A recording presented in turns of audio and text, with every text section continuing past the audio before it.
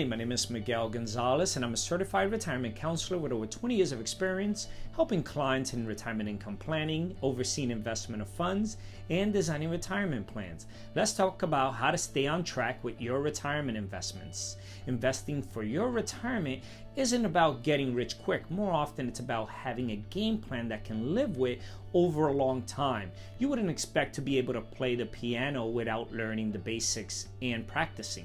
Investing for your retirement over the long term also takes a little bit of knowledge and discipline.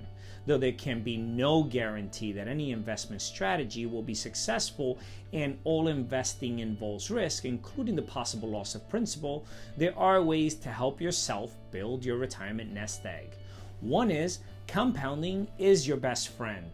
It's the rolling snowball effect. Put simply, compounding pays you earnings on your reinvested earnings. Here's how it works. Let's say you invest $100 and that money earns 7% annual return. At the end of a year, the $7 you earned is added to your $100. That would give you $107 in your account. If you earn 7% again the next year, you're earning 7% on 107 rather than 100, as you did in the first year. That adds $7.49 into your account instead of $7. In the third year, with a 7% return, you earn $8 and have a total of 122. Like a snowball rolling downhill, the value of compounding grows the longer you leave your money in the account.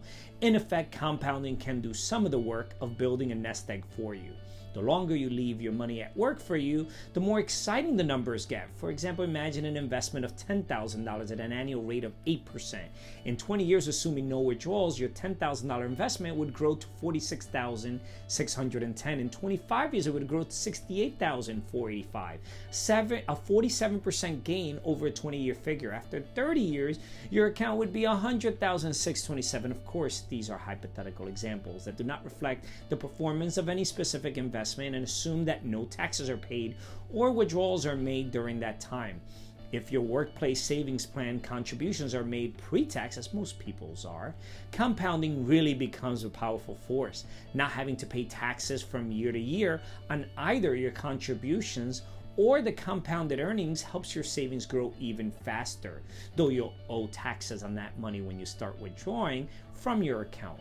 The value of compounded tax-deferred dollars is the main reason you may want to fully fund all your tax-advantaged retirement accounts and plans available to you and start as early as you can.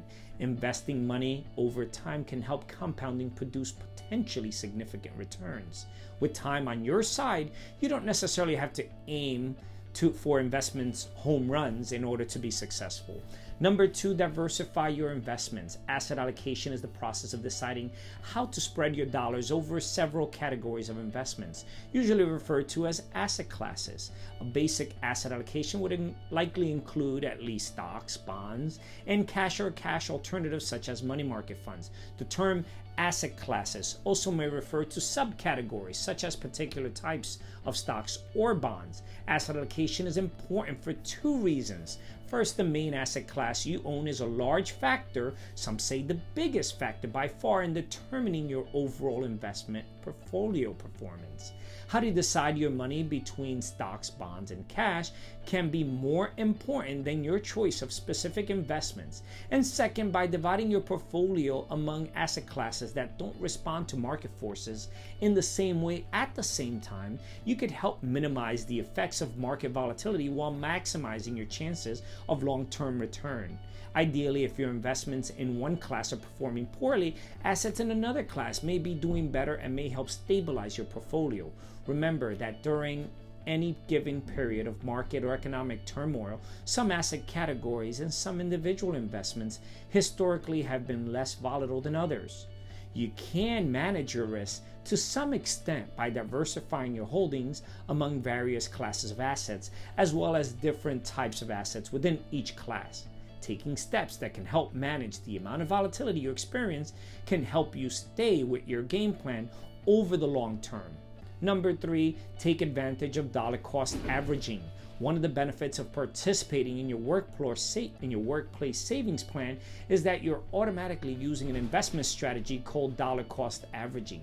With dollar cost averaging, you acquire shares of an investment by investing a fixed dollar amount at regularly scheduled intervals over time. When the price is high, your investment buys less. When prices are low, the same dollar investment will buy more shares. A regular fixed dollar investment should result in a lower average price per share than you would get buying a fixed number of shares at each investment interval. In addition to potentially lowering your average cost per share, investing the same amount automatically and regularly automates your decision making and can help take emotion out of your investment decisions. Number 4, stick to your strategy. Try to resist the impulse to change your investment strategy with every news headline or investment tip from a relative or coworker. Timing the market correctly is very difficult. Even professionals find it a challenge.